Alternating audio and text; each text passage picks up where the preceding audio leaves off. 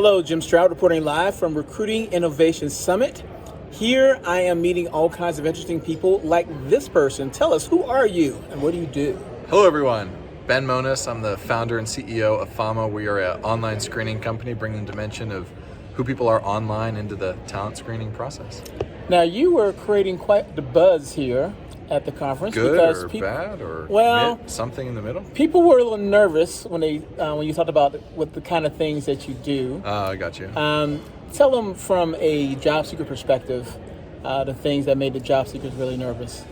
Yeah, I think a lot of times when people hear terms like social media background check, for example, they get, kind of caught up in this idea that they're going to be scored or ranked or given some sort of like thumbs up or a thumbs down. But the reality is employers are looking for the sorts of behaviors that they've long cared about, the sorts of stuff that's in their code of conduct, in their employee handbook. So really when companies come to us, they want to ensure they can kind of like add teeth to their code of conduct. So really think about it like, if you're saying racist, violent, threatening, homophobic things online, like that's the sort of stuff that customers care about.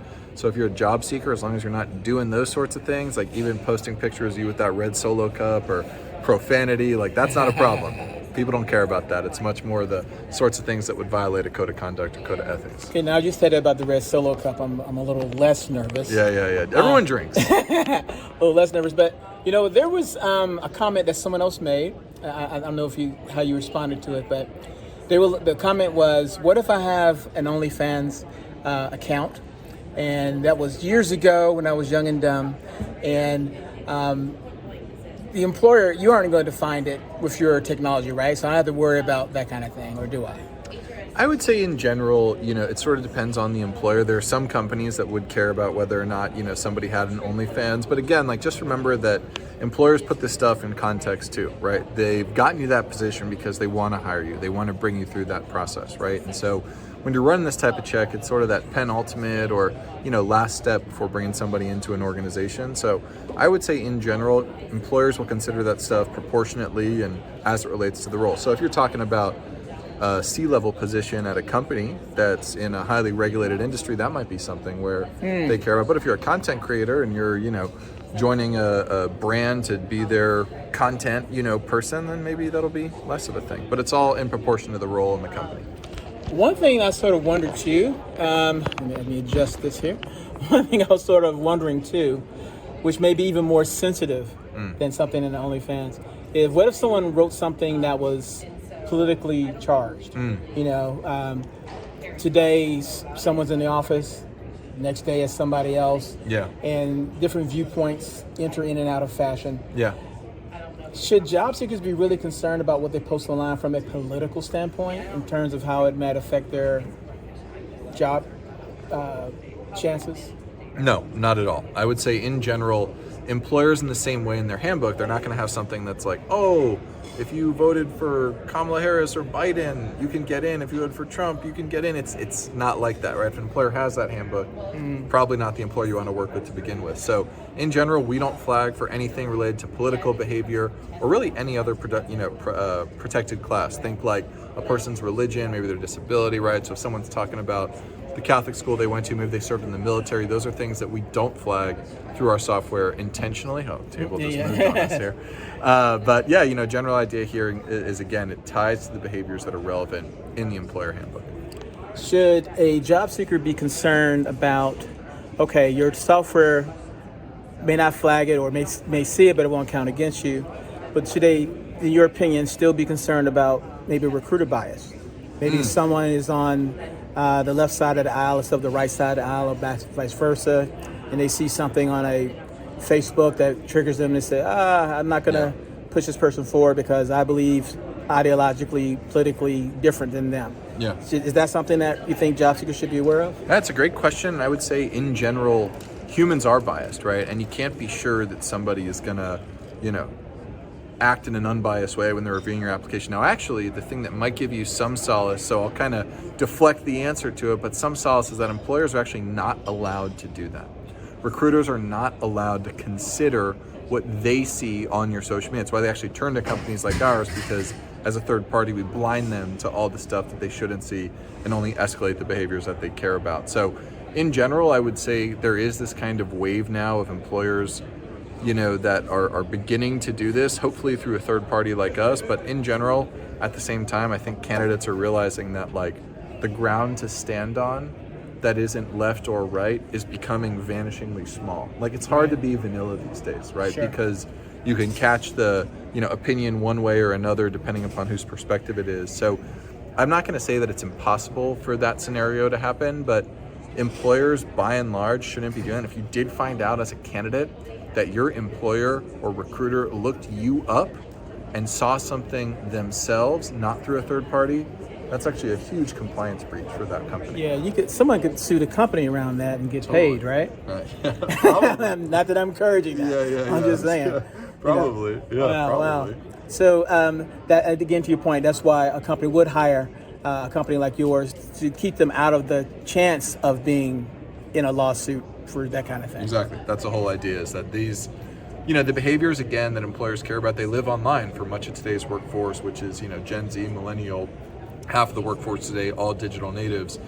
So the behaviors are out there, but the way that employers find them is critical, to your point. Now, do you see how's the trend in terms of client acquisition for you? Are more companies using your type of service nowadays than ever before? Less so, or about the same? Yeah, we've, I started the company in 2015, and I often describe myself as like a kind of like a cockroach founder to a degree, right? You kind of got to wait for the market to get it. So yeah, the past couple of years have been going like gangbusters for us. In the early days, it was tough. It definitely wasn't the same thing. But I think now that so many more people on social media and some of those people are in the workforce now, we're seeing adoption largely in like financial services, healthcare, transportation, a range of industries, entertainment, CPG. Do you guys do, forgive me, I don't know, just an idea popped in my head. That's cool. I know when there are a lot of layoffs, people go online and complain about the company, especially if they were laid off by a text message or something sensitive like that. Does your company sort of watchdog for that kind of thing? No, we don't do anything on people who leave. It's pretty much you'll use us if you're in a pre-employment context, or you'll use us sometimes for an existing workforce if you're in a regulated industry and you want to evaluate certain behaviors like bullying or harassment in the workplace. Now, some people are probably thinking like, you know what, I don't have a lot of crazy stuff on my social media, but maybe they have friends from back in the day who tagged them on social media. Would your software pick up something that a friend of mine might have found or an acquaintance might have found and tag my name on it? No. It's only the stuff that, generally from a personal data perspective, and this is both in the United States and in Europe, it has to be things that you post that you interact with yourself. So if you repost something like that, maybe, but it comes down to what you're saying, what you're doing, the actions that you're taking. It's interesting you say repost. So what if I don't post anything that's racist or homophobic or anything like that, but I retweet or repost something that someone else said?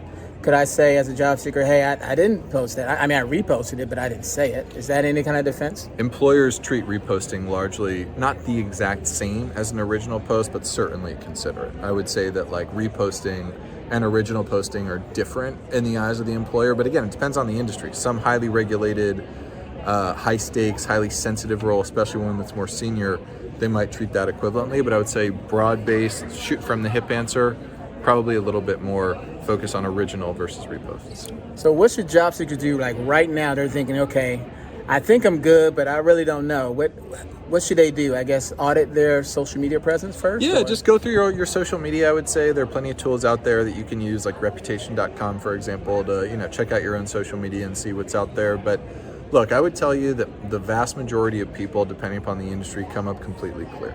Like we're talking about a low probability, high impact set of people that when they do get screened, they've kind of normalized acting intolerant, threatening, or harassing. And remember, it's all publicly available content, so there's nothing that's private that we're getting into. You're not hacking any sites or anything. No, we're not doing any hacking or friending or any like surreptitious methods. So really the idea here is what are the things and behaviors that people have publicly normalized, and how could that affect the employer or employer brand? So I would say for job seekers in general, a quick audit on your own social media.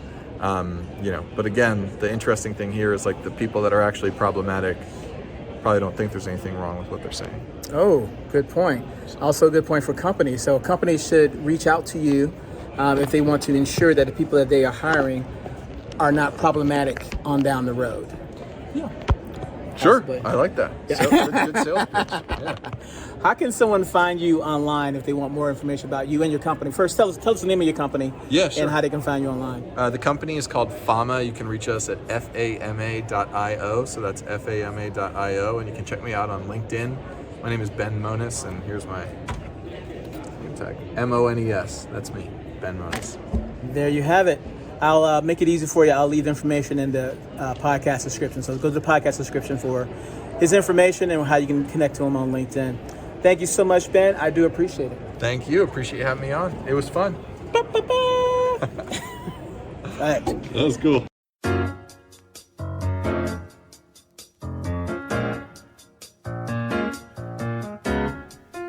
Well, my time is up. I thank you for yours. I'll see you again real soon right here with a brand new episode of the Jim Stroud Podcast.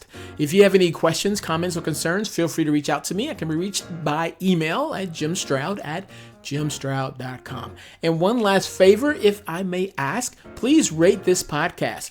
5 stars is preferred, but please comment with your honest opinion. I really appreciate that. All right? Okay, until next time, bye-bye.